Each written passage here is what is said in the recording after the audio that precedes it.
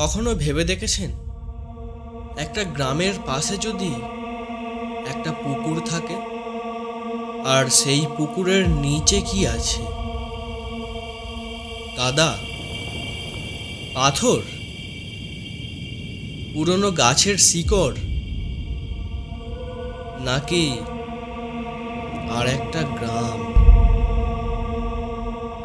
এমন একটা গ্রাম যেখানে এখনো সন্ধ্যা নামে মানুষের দরজা বন্ধ করে, আর গ্রামের মাঝখানে একটা মন্দিরে প্রতিদিন সন্ধ্যায় ঘন্টা বাজে। শুধু একটা পার্থক্য, সেই গ্রামের সব মানুষ বহু বছর আগে মারা গেছে, আর তাদের মধ্যে একজন এখনো অপেক্ষা করে জলের ওপর থেকে কেউ যেন একদিন আবার তাদের গ্রামে আসবে।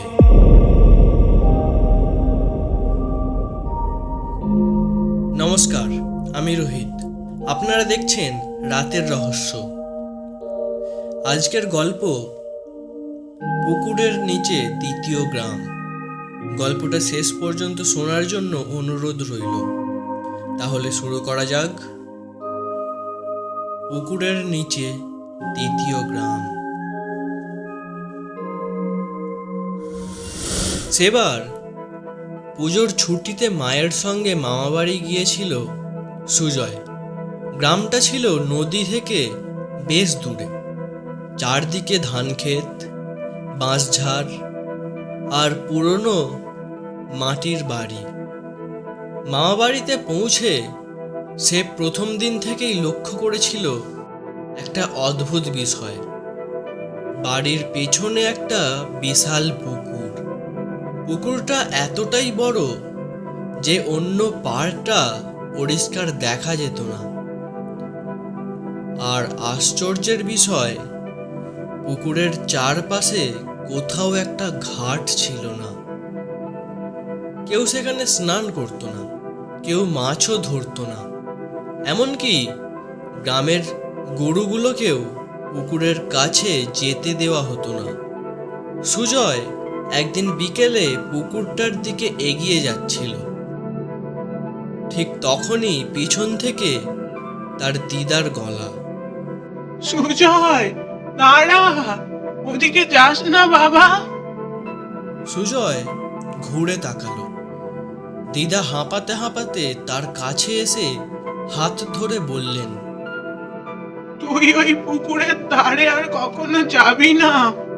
সুজয় অবাক হয়ে বলল, কেন? দিদা কিছু বললেন না, শুধু পুকুরটার দিকে তাকিয়ে রইলেন। তারপর আস্তে আস্তে বললেন, ওটা পুকুর নয় রে, ওটা একটা দরজা।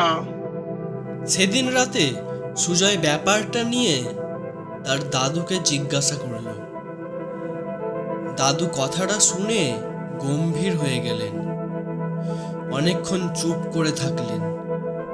তারপর ঘরের দরজাটা বন্ধ করে দিলেন। বাইরে তখন হঠাৎ ঝড় উঠেছে। জানালার ফাঁক দিয়ে দেখা যাচ্ছিল পুকুরের জল অন্ধকারের মধ্যে অস্বাভাবিকভাবে কাঁপছে। দাদু ধীরে ধীরে বললেন, তোকে একটা পুরনো কথা বলতে হবে, কিন্তু কথাতে এই কথা তুই গ্রামের কারো কাছে বলবি না। সুজয় মাথা নাড়ল।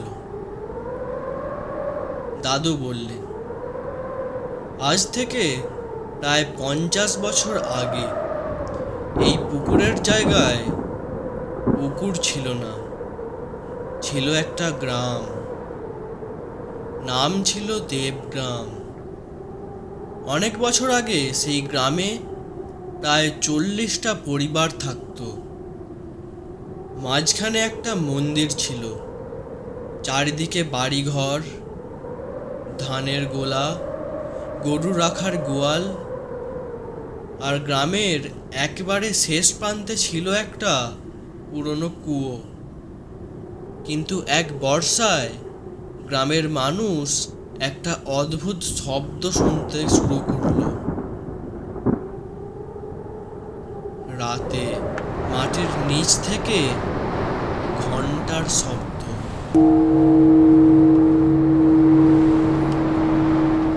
প্রথমে সবাই ভেবেছিল মন্দিরের ঘন্টা, কিন্তু মন্দিরের ঘন্টা ছিল ভাঙা। তাহলে শব্দটা আসছিল কোথা থেকে? একদিন গ্রামের কয়েকজন মাটি খুঁড়ে দেখল মাটির প্রায় 10 হাত নিচে একটা পুরনো পাথরের সিঁড়ি। সিঁড়িটা নেমে গেছে আরো নিচে। কেউ আর সাহস করে নিচে নামেনি, কিন্তু গ্রামের এক বৃদ্ধ বলেছিলেন, ওটা সিঁড়ি নয়, ওটা অন্য জায়গায় যাওয়ার পথ। কেউ তার কথা বিশ্বাস করেনি। তারপর এলো সেই রাত। প্রচণ্ড বৃষ্টি, আকাশে বজ্রপাত, আর হঠাৎ পুরো গ্রামের মাটি কেঁপে উঠল। পরদিন সকালে মানুষ ঘুম থেকে উঠে দেখল দেবগ্রাম নেই। পুরো গ্রামটা মাটির নিচে বসে গেছে। কেউ বলেছিল ভূমিকম্প, কেউ বলেছিল জমি ধসে গিয়েছিল, কিন্তু আশ্চর্যের ব্যাপার ছিল গ্রামের একজন মানুষও মারা যায়নি। কারণ সবাই আগের রাতেই গ্রাম ছেড়ে কোথায় যেন চলে গিয়েছিল। কোথায় গিয়েছিল তা কেউ জানতো না। শুধু গ্রামের মাঝখানের মন্দিরটা মাটির ওপরে থেকে গিয়েছিল। তারপর কয়েক মাসের মধ্যেই সেই জায়গায় জল জমে তৈরি হয় বিশাল পুকুর। আজকের সেই পুকুর। দাদু একটানা বলে কিছুক্ষণ চুপ করে থাকলেন। সুজয় বলল, কিন্তু তুমি বললে একজন মানুষ ওই গ্রামের ভিতরে গিয়েছিল।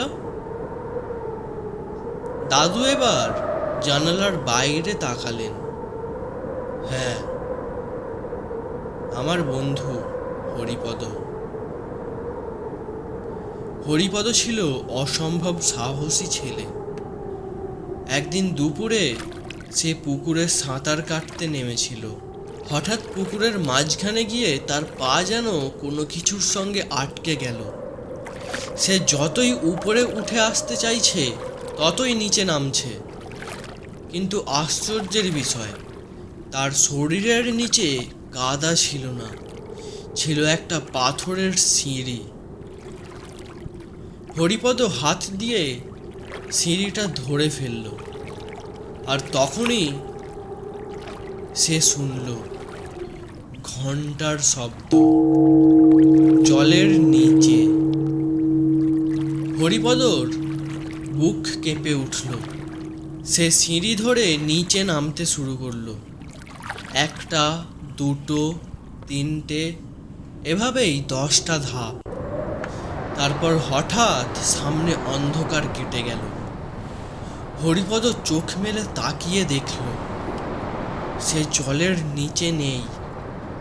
সে দাঁড়িয়ে আছে একটা গ্রামের রাস্তায়, কিন্তু চারিদিকে সবকিছু কুয়াশায় ঢাকা।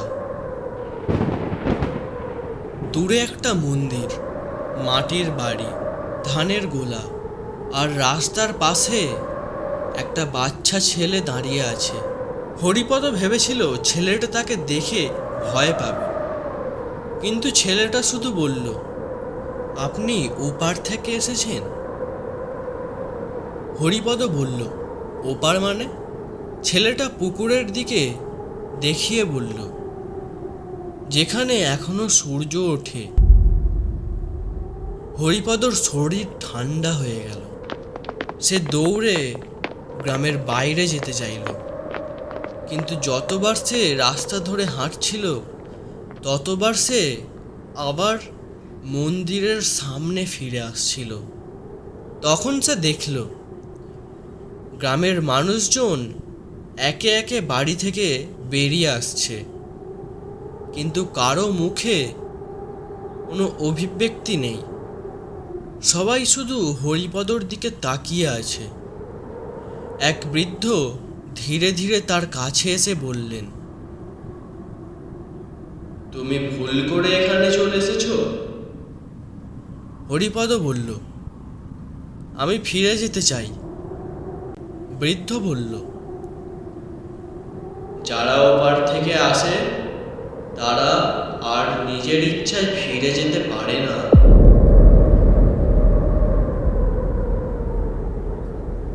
ঠিক তখনই মন্দিরের ঘন্টা বেজে উঠল।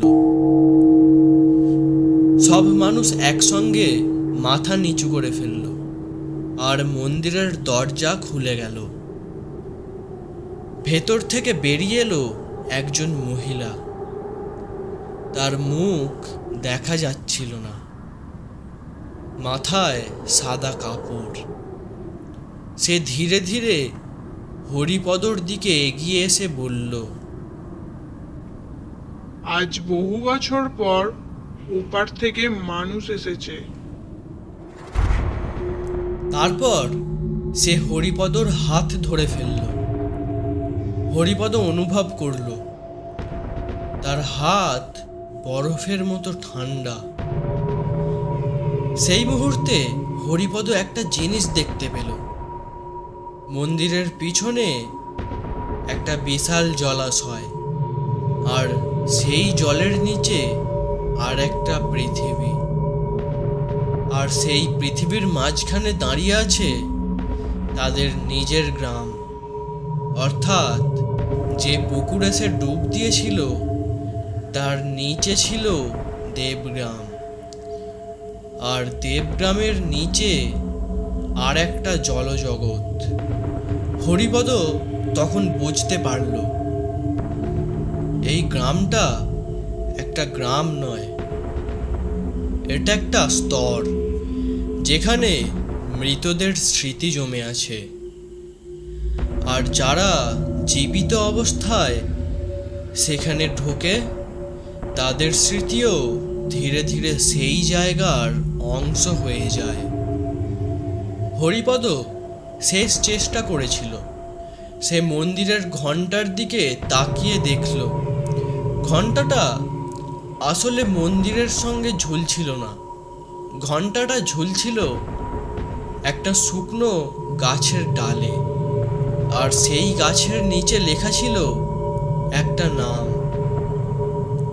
হরিপদ। নিজের নাম। তারিখ লেখা ছিল সেই দিনেরই। হরিপদ চিৎকার করে উঠল, আর সেই চিৎকারের সঙ্গে সঙ্গে চারিদিকের কুয়াশা ঘন হয়ে গেল। সব মানুষ তার দিকে এগিয়ে আসতে শুরু করলো। ঠিক তখন মন্দিরের ঘন্টা আবার বাজল। হরিপদ চোখ বন্ধ করে দৌড় দিল। কোথায় যাচ্ছে জানতো না, শুধু দৌড়ে চলল। হঠাৎ পায়ের নিচে সিঁড়ি পেল। সে সিঁড়ি ধরে উপরে উঠতে লাগলো। 1, 2, 3, তারপর জলের ওপরে উঠে এলো সে। গ্রামের মানুষ হরিপদকে পুকুরের মাঝখান থেকে উদ্ধার করেছিল, কিন্তু একটা অদ্ভুত ব্যাপার, সে যখন পুকুর থেকে উঠে এলো তার চুল পুরো শুকনো, শরীর শুকনো, কাপড় শুকনো, যেন সে জলে নামেইনি। আর তার ডান হাতে শক্ত করে ধরা ছিল একটা ছোট্ট মাটির ঘণ্টা, যেটা পৃথিবীর কোনো মানুষ আগে কখনো দেখেনি। হরিপদ তারপর আর কখনো ওই পুকুরের কাছে যায়নি, কিন্তু জীবনের শেষ দিন পর্যন্ত একটাই কথা বলেছিল, ওখানে এখনো মানুষ আছে। সুজয় অনেকক্ষণ চুপ করে রইল, তারপর বলল, হরিপদ কাকা এখন কোথায়? দাদু ধীরে ধীরে বললেন, মারা গেছে অনেক বছর আগে। সুজয় বলল, তাহলে তো সব শেষ। দাদু মাথা নাড়ালেন। দাদু এবার সুজয়ের চোখের দিকে তাকালেন। তার গলা খুব নিচু, কারণ হরিপদ মারা যাওয়ার আগে আমাকে একটা কথা বলেছিল। সুজয় জিজ্ঞাসা করল, কি কথা? দাদু বললেন, সে বলেছিল ওই গ্রামের মানুষ ওপরে উঠতে পারে না, তাই তারা প্রতি কয়েক বছর পর পর একজন জীবিত মানুষকে নিচে ডাকে। সুজয়ের বুকের ভেতরটা কেঁপে উঠল। বাইরে তখন হঠাৎ সব শব্দ থেমে গেছে। ঝিঝি পোকার শব্দও নেই, বাতাসের শব্দ নেই, কিছুই নেই। শুধু পুকুরের দিক থেকে ভেসে এলো একটা শব্দ। দাদু উঠে দাঁড়ালেন, জানলার পর্দা টেনে দিলেন। তারপর বললেন, আজ রাতে তুই জানালার বাইরে তাকাবি না। সুজয় ফিস ফিস করে বলল, কেন? দাদু উত্তর দিলেন না, শুধু দরজার দিকে তাকিয়ে রইলেন। কারণ বাইরে কেউ একজন দাঁড়িয়ে ছিল, কিন্তু সে মানুষ কিনা তা বোঝা যাচ্ছিল না। আর পুকুরের দিক থেকে আবার শব্দ এলো, তারপর আর একবার। দাদু সুজয়ের হাত শক্ত করে ধরে বললেন, ওরা জেনে গেছে তুই আজ এই গল্পটা শুনছিস। সুজয়ের গলা শুকিয়ে গেল। ওরা কারা? দাদু উত্তর দেওয়ার আগেই বাড়ির উঠোন থেকে একটা শিশুর গলা ভেসে এলো, দাদু। দাদু স্থির হয়ে গেলেন, কারণ সুজয় তখনও দাদুর পাশেই দাঁড়িয়ে। তাহলে উঠোনে ডাকছে কে? আবার সেই গলা। দাদু, পুকুরের নিচের গ্রামে আজ মেলা বসেছে। দাদু সুজয়কে জড়িয়ে ধরে ফিসফিস করে বললেন, চোখ বন্ধ কর, চোখ বন্ধ কর। বাইরে তখন একসঙ্গে অনেক মানুষের পায়ের শব্দ, ধীরে, খুব ধীরে বাড়ির দিক থেকে এগিয়ে যাচ্ছে। আর সেই শব্দের সঙ্গে মিশে আছে মন্দিরের ঘন্টা।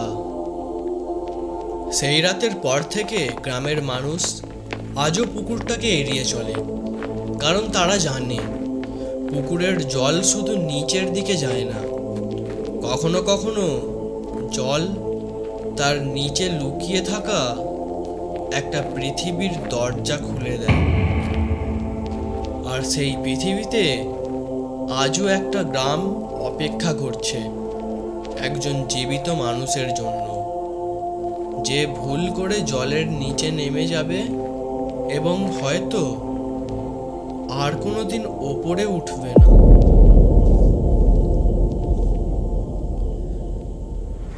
আমাদের গল্প এখানেই শেষ হলো। গল্পটি শুনে আপনাদের কেমন লাগলো অবশ্যই কমেন্ট করে জানাবেন। যদি ভালো লেগে থাকে একটা লাইক করবেন, বন্ধুদের সঙ্গে শেয়ার করবেন এবং এই ধরনের গল্প পেতে আমাদের চ্যানেলটিকে সাবস্ক্রাইব করে আমাদের পাশে থাকবেন। ধন্যবাদ।